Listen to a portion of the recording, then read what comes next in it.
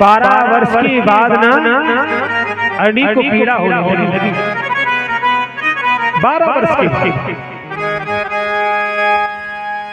भोलेनाथ सामने पर खड़े हो गए आकर के, पर सुखदेव जी जन्म नहीं पा रहे, बाहर नहीं आना चाहते। बाबा कहते हैं अरे आजा भैया, कछु नहीं करूंगा। अब आ जाती है कि बाबा तुम पर विश्वास नहीं, क्या पता मार दो। साक्षात नारायण को उपस्थित होना पड़ा। और उपस्थित होकर के जब नारायण ने कहा ना, अरे भाई बाहर क्यों नहीं आ रहा है? प्रभु मैं नहीं आऊंगा, मुझे विश्वास नहीं है। नारायण बोले कैसे विश्वास दिलाया जाए? बोले प्रभु आ तो जाऊंगा, लेकिन कुछ पल के लिए ये दुनिया निर्मोही होनी चाहिए। बोली गोविंद गोविंद भगवान की। निर्मोही का मतलब जानती हैं भैया? निर्मोही किसको कहते हैं?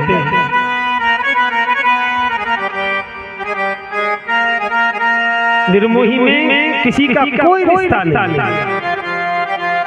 ना कोई माँ ना बाप भैया, कोई किसी का रिश्ता नहीं। उस पल में सुखदेव जी का अवतार हुआ। बोली गोविंद भगवान की। 12 वर्ष के बाद सुखदेव जी का देखो अवतार हुआ। विचार करने वाली बात है प्रभु जी। अगर सुखदेव जी को आना ही था तो 11 वर्ष में भी आ सकते थे। विचार कीजिए मैया थोड़ा। अरे जब सुखदेव जी के हाथ में जन्म लेना था कि कब बाहर जाना है पृथ्वी तल पर, कब दुनिया को देखना है, तो 11 वर्ष में भी आ सकते थे, 13 वर्ष में भी आना था, लेकिन 12 वर्ष में क्यों?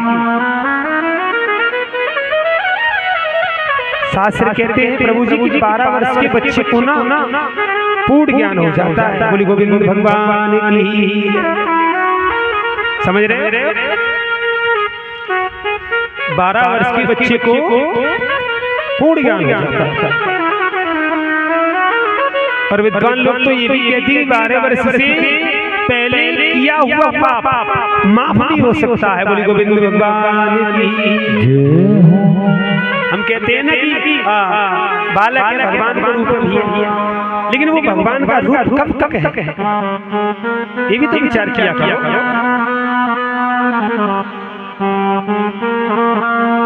12 वर्ष के बाद प्रभु का अवतार हुआ, जन्म लिया, माँ को मुड़ के नहीं देखा जिसकी गर्भ में 12 वर्ष तक रहे, कि पालन पोषण किया है कि कैसी होगी।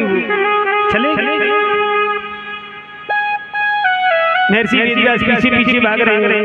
अरे रुक बेटा, पेड़ों की तरफ से आवाज आती है, प्रभु जी जिसको पुत्र माने बैठे हो ना, वो तुम्हारे कल्याण के लिए नहीं पैदा हुआ, वो संसार के कल्याण के लिए पैदा हुआ है। बोली गोविंद गोविंद भगवान की जय हो। मैया मनुष्य एक गलती का पुतला है, ये समझ रहे ना?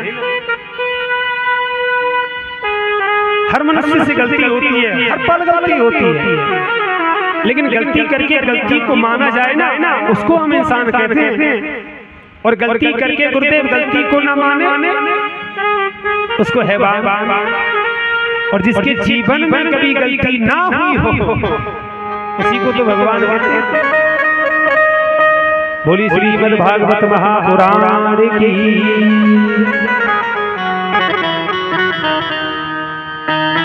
गलती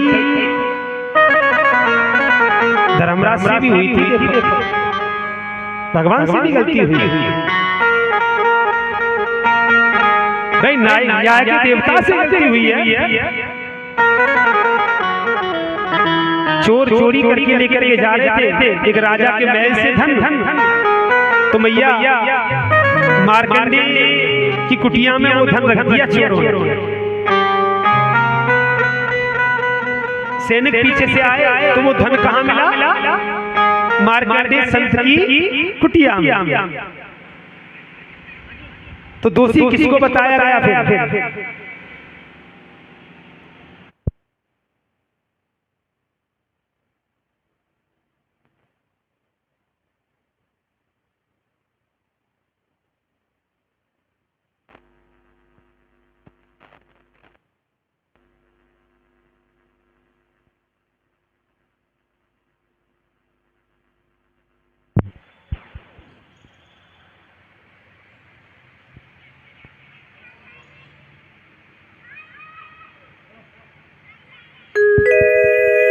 हरि ओम जय जय श्री राम जय राम हलो हलो बोली गोविंद भगवान की। तो मैया गलती करो और गलती करके फिर मान लो। हाँ हाँ गलती करके अगर ना गलती को माना जाएगा ना तो जीवन में कठिनाई आ सकती है। बोली गोविंद भगवान की जय हो। महर्षि ने भी वेद व्यास जी ने उसी दिन से घर को त्याग दिया कि मेरा पुत्र इतना योग्यवान है तो मैं क्यों ना रहूं। अनेक प्रकार के ग्रंथों की रचना की, कोई फायदा नहीं हुआ। नारद जी सामने पर आज व्यास जी उदास करे। नारद जी बोले क्या बात है, क्यों उदास हो? बोले प्रभु काफी ग्रंथों की रचना कर चुका लेकिन कोई फायदा नहीं हुआ। नारद जी ने अपने पूर्व जन्म की कथा को सुनाना प्रारंभ किया और पूर्व जन्म की कथा को सुनाना प्रारंभ तो किया। तो नारद जी कहते हैं कि भगवान की ना प्राप्ति वैसे नहीं हो जाती।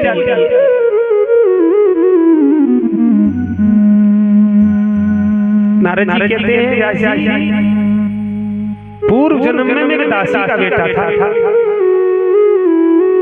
मेरी माँ घरों में कार्य करती थी तब हमें भोजन मिलता था।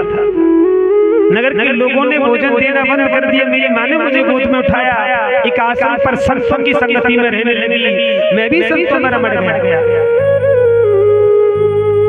संत आश्रम छोड़ करके गए, मैं संतों के पीछे पीछे दौड़ा। मेरी माँ ने मुझे जाने नहीं दिया। संतों ने जब मेरा रुदन देखा, रोना देखा, तो संतों ने मुझसे कहा बेटा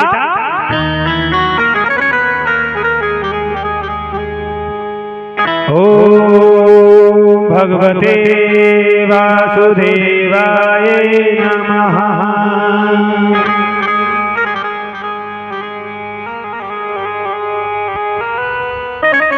संतों ने वो उपचार दिया कि हमारे साथ जाने से यही प्राप्त होगा कि तू एक स्थान पर बैठ करके भगवान की भक्ति कर। अब नारद जी जब पूर्व जन्म की कथा को सुना रहे हैं तो कह रहे हैं ऐसी जब मैं पूजा करने के लिए बैठता था ना तो मेरी माँ मुझे आवाज लगा देती थी। मेरी माँ की वाणी को ना सुन तो पाप लगा। पूजा से उठ करके जाऊं तो पाप लगा। नारद जी कहते हैं मेरे से एक दिन ना मैंने ऐसा सोचा कि मेरी माँ मर जाए। देखना नारद जी कह रहे हैं मेरे से कि एक दिन मैंने ऐसा सोचा कि मेरी माँ का देहांत हो जाए। महर्षि भगवान को भज रहा था, इतना सोच रहा था। मेरी माँ एक गाय थी, आश्रम में चारा डालने के लिए गई। जैसे हाथ नीचे किए ना उसमें एक सर्प बैठा था। मेरी माँ को किस दिया आवाज सुनाई दी मुझे। मैं खड़ा हुआ, मैं दौड़ा। जब तक माँ के पास नहीं पहुंच पाया मेरी माँ ये संसार छोड़ के चली गई थी। महर्षि में बहुत रोया, कोई मेरी आवाज को सुनने वाला था। बहुत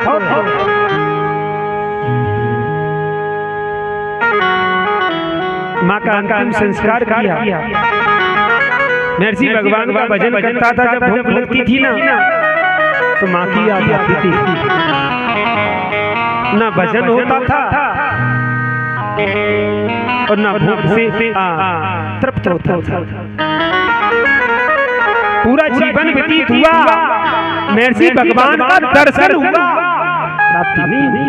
बोली गोविंद भगवान की। नारद जी ने महर्षि को यही उपचार दिया। गणेश जी के माध्यम से श्रीमद् भागवत कथा का उल्लेख हुआ। बोली गोविंद भगवान की जय जय जय श्री राधे मैया।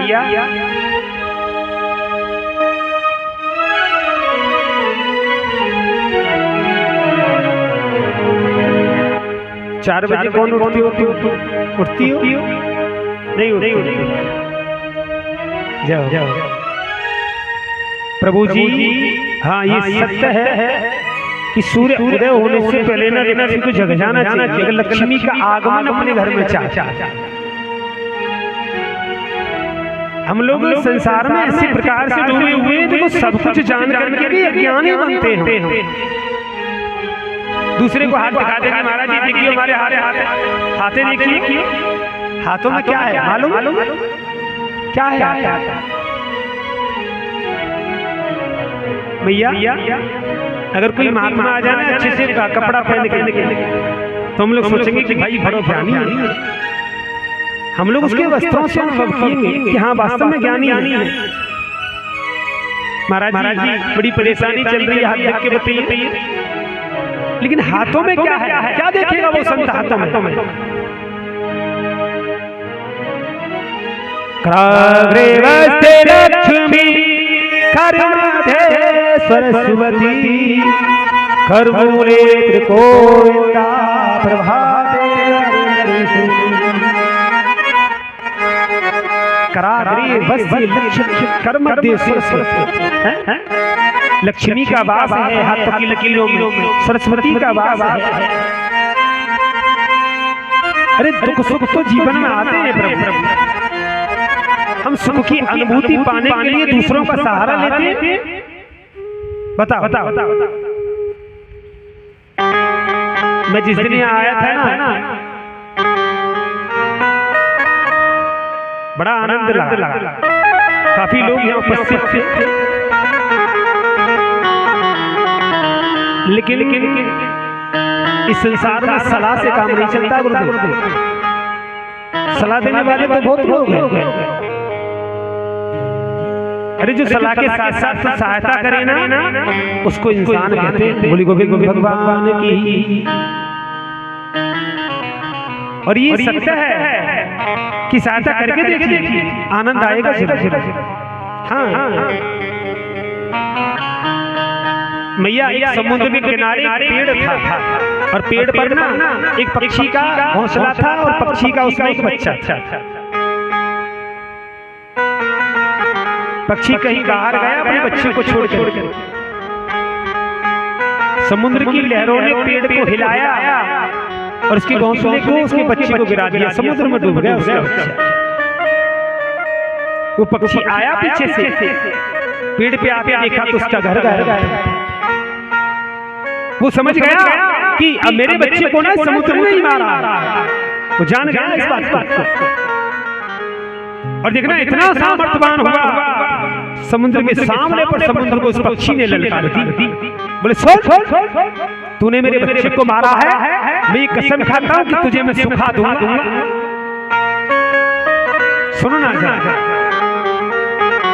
पक्षी ने कहा कि मैं तुझे सुखा दूंगा। विचार कीजिए कि आप पक्षी समुद्र को सुखा देगा? इतना प्राण पाकर के लग गया, अपनी मुख में पानी भरे जोश से, और दूसरी बात पर जाकर काफी देर हो गई ऐसा करते करते। काफी देर हो जाने के बाद भैया दूसरे पक्षी ने देखा कि कर क्या रहा है, आके खड़ा हो गया। अरे क्या कर रहा है भैया? बोले समुद्र ने मेरे बच्चे को मारा है, और मैंने ये प्रण किया कि मैं समुद्र सुखा दूंगा। दूसरा जो पक्षी था ना, उसने कहा कि तू सुखा देगा? बोले हाँ सुखा दूंगा मैं इसमें। अच्छा सुखा देगा? उस पक्षी ने उसको जवाब दिया, ये मैं भी जानता हूं कि समुद्र को मैं नहीं सुखा सकता। कितनी प्यारी बात है। पक्षी ने जवाब दिया कि ये मैं जानता हूं कि समुद्र को मैं नहीं सुखा सकता,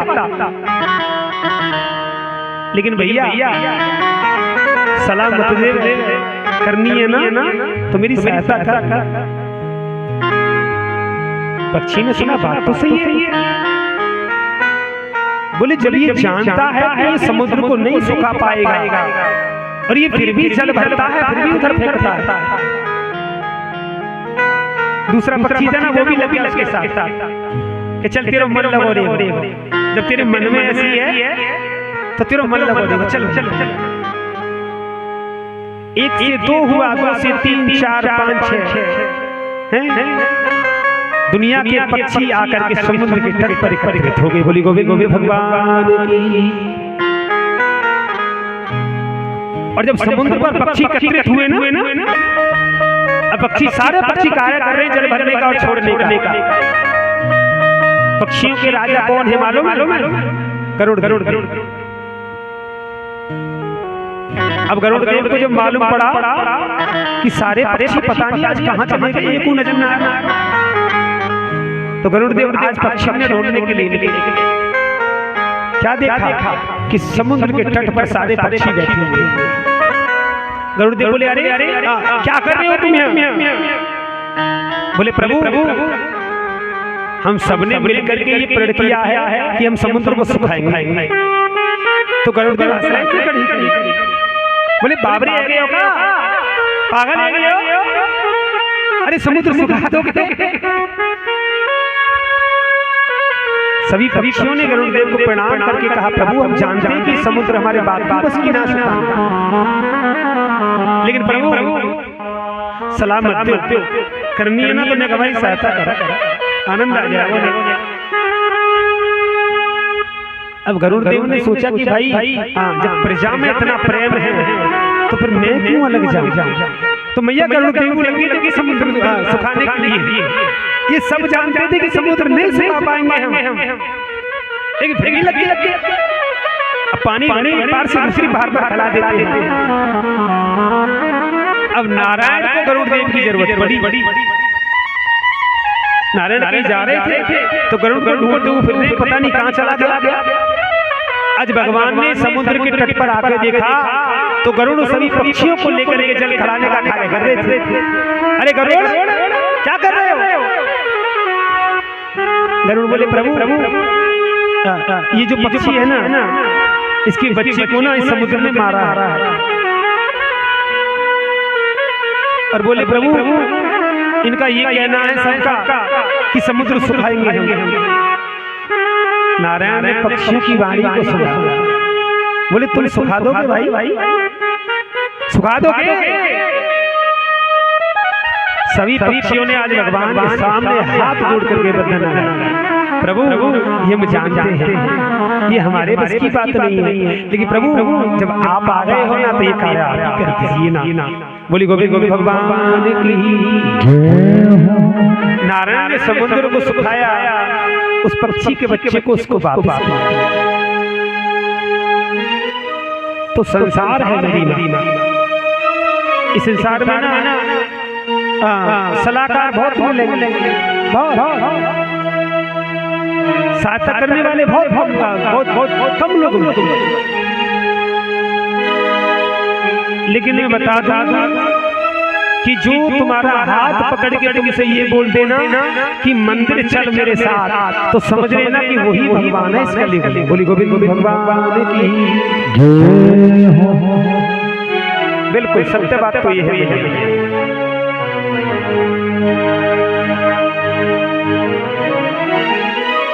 अगर मनुष्य में एकता हो तो सब कार्य पूर्ण हो सकते हैं। अरे हम कहते देते कि नर नारायण है, हर व्यक्ति के अंदर भगवान है, हर व्यक्ति के अंदर परमात्मा है, ऐसा कहते हैं नहीं कहते हैं? लेकिन क्या हर व्यक्ति के अंदर परमात्मा है? नहीं है भैया। हर व्यक्ति के अंदर भगवान भी नहीं हो सकता। भगवान भी उसी के अंदर है जिसके अंदर दया है और भक्ति है और भाव है। अच्छा एक बात बताओ, हमारा मन नहीं करता अच्छी जगह जाने हमारा भी तो मन करता भैया। हमारा भी मन करता कि अच्छे वस्त्र पहने जाए, अच्छा भोजन मिले हमको। जब हमारा मन सरता है प्रभु तो मनुष्य के अंदर जो आत्मा है क्या उसका मन नहीं करता कि कभी इस शरीर को छोड़ा जाए और किसी नए शरीर में प्रवेश किया जाए? बताओ भैया। जन्म लिया है तो मानना पड़ेगा, लेकिन मैया आनंद भगवान के भजन में है। हाँ,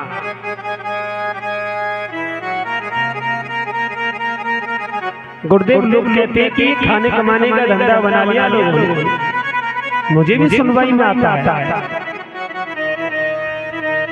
मुझसे भी बोला गया एक बार तो ऐसा, फिर शब्दों पर विचार किया वास्तविक में। मैंने कहा कि उन्होंने बोला कैसे शब्द, और विचार करने के बाद उसका निष्कर्ष पता क्या निकला। मैंने भी भगवान से कहा, प्रभु जब इनकी दृष्टि में ये तेरा नाम लेना धंधा हो गया है, तो मैं चाहता हूँ कि मेरे जब जब मुझे जन्म होना, जब जब इस पृथ्वी पर आऊँ, मेरे हिस्से में केवल यही धंधा सौंपना। बोली भगवान, समझ में आ रहा है भैया? देखो प्रकृति है, गुरुदेव कल क्या था और आज क्या। भगवान से दुआ कर रहे थे, पैदल चल रहे थे, अपने जीवन में 10 साल से प्रभु का गुणगान कर रहा हूं। पहली बात तो ये कि कभी परिक्रमा मार्ग नहीं किया आज तक। ये प्रथम कथा ऐसी है मेरे जीवन की अब तक कि मैंने नगर में भ्रमण किया है। वास्तविक पता नहीं अचानक इतनी गर्मी में मन कराया कि क्यों मैं इनके साथ चला जाए, बताइएगा। लेकिन इतना जरूर कहता हूँ कि जब चल रहे थे ना सब, तो किसी को उसके सिवा और कोई याद नहीं आ रहा था उस समय। बोली गोविंद भगवान की। क्यों नहीं आ रहा था मालूम है? कि इस शरीर को जितना कष्ट मिलेगा ना, उतना ही उसकी याद आएगी। बोली श्रीमद् भगवत महापुराण की। प्रभु का गुणगान कीजिए मेरे साथ।